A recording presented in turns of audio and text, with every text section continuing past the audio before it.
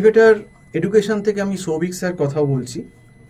আজকে একটা অত্যন্ত গুরুত্বপূর্ণ বিষয় নিয়ে এই ভিডিওটাতে আমরা আলোচনা করব এবং যারা 2026-এ জেকা দেবে বলে একদম মনস্থির করে নিয়েছো, তো তাদের র্যাঙ্ক কিভাবে এখন থেকে পড়লে 1 থেকে 100-র মধ্যে আনা যায় যাতে তারা ভালো একটা government college, Jadavpur, CU, Kalyani এগুলো পায়।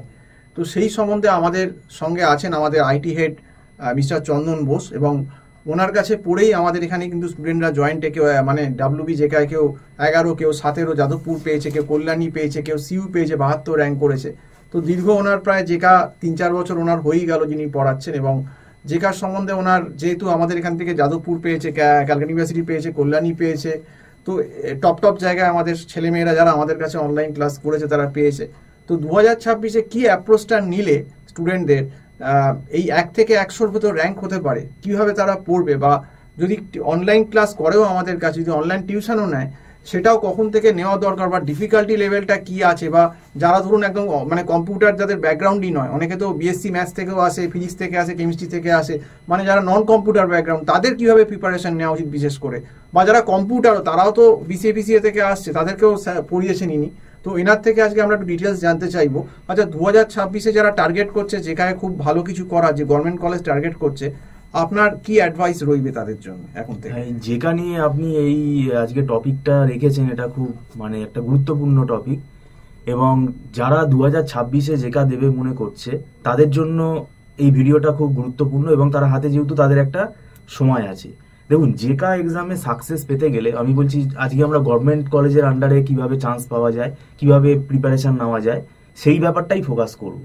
তো প্রথম যেটা শর্ত সেটা হচ্ছে তাকে 1 বছর মিনিমাম তাকে প্রিপারেশন নিতে হবে, সে আইটি ব্যাকগ্রাউন্ড হোক বা নন আইটি ব্যাকগ্রাউন্ড হোক। কেননা জেকাতে এখন বর্তমানে আমাদের গত 2024 সালের যে ইনফরমেশন বুলেটিন, 2025-এ সেই ইনফরমেশন বুলেটিনে যে সিলেবাস আছে সেই সিলেবাসের উপরেই পরীক্ষা হবে।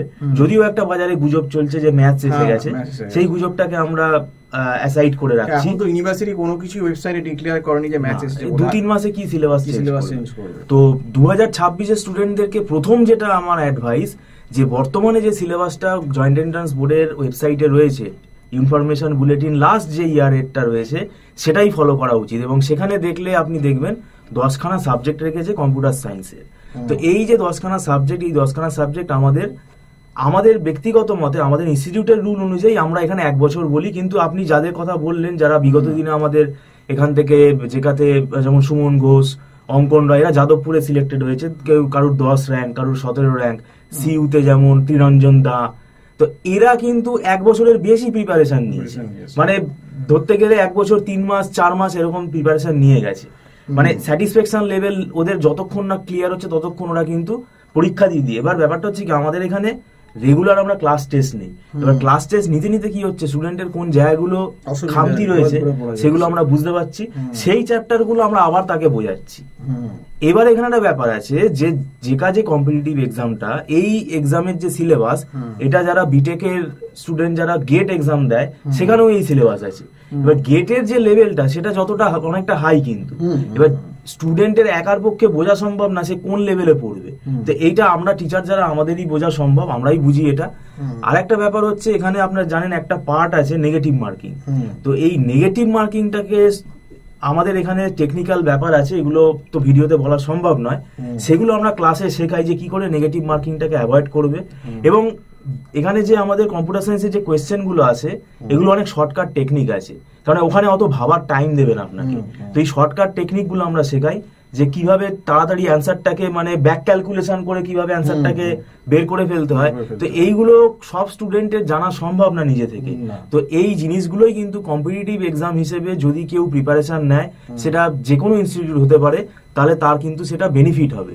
এবং আমাদের ইনস্টিটিউটের একটা আপনাকে কমার্শিয়াল দিক তো আছেই, কারণ আমাদের এখানে একটা ফিস নিতে হয়, আমরা সেটা কিন্তু মান্থলি ফিস, কোনো লামসাম টাকা 30,000 40,000 টাকা এখানে নেওয়া হয় না।